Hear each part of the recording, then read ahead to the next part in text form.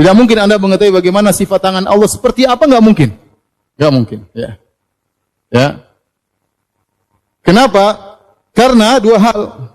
Pertama, kaidah al-kalam fi sifat far'un 'anil kalam fi zat.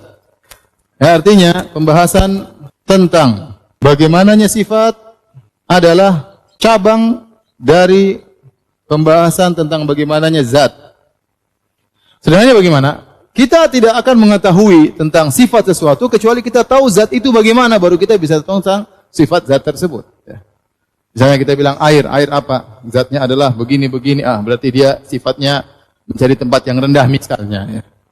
Misalnya batu sifatnya begini. Berarti zatnya begini. Berarti sifatnya keras dan gini-gini. Ya. Misalnya manusia tidak sedaging dan darah. Berarti sifatnya kalau kita robek akan keluar apa? Darahnya. Misalnya. Dengan mengetahui zat, baru kita bisa bicara tentang sifat zat tersebut. Kalau zat tersebut tidak ketahuan, gimana kita mau bahas tentang sifat-sifatnya? Maka kalau Anda tidak tahu bagaimana zat tertentu, tidak mungkin Anda bicara tentang sifat-sifatnya. Karena pembahasan tentang sifat adalah cabang dari pembahasan tentang apa? Zat, paham? Dan tidak ada yang tahu bagaimana zat Allah Subhanahu wa taala.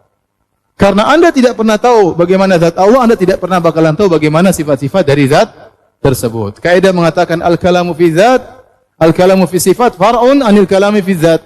Pembahasan tentang sifat adalah cabang dari pembahasan tentang apa? Tentang zat. Paham? Paham tidak? Sini paham? Orang tanya, "Ustaz, bagaimana cara Allah turun ke langit dunia?"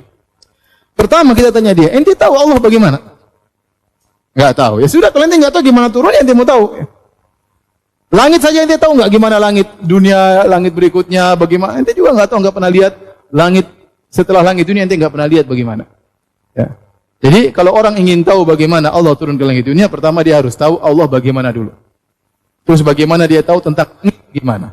Kemudian dia harus tahu ketiga keterkaitan antara zat Allah dengan langit bagaimana. Baru dia bisa bicara Allah turun ke langit dunia seperti apa. Paham? Kalau dia tidak tahu, enggak usah ngomong. Paham? Jangan dia menghayal. Kalau dia menghayal pasti salah. Karena dia pasti yang dihayalkan manusia, yang dihayalkan langitlah seperti tempat yang terbuka dan macam-macamnya. Jadi tatkala Anda tidak tahu tentang zat sesuatu, maka tidak bisa Anda bahas tentang masalah apa? Sifatnya. Sama. Allah punya tangan ya. Tangan Allah bagaimana? Kita bilang, ente tahu enggak zat Allah gimana? Kalau ente tahu zat Allah seperti apa, ente bisa bicara tentang sifat tangannya. Kalau ente tidak tahu bagaimana zat Allah, tidak usah bicara tentang sifat tangannya. Paham?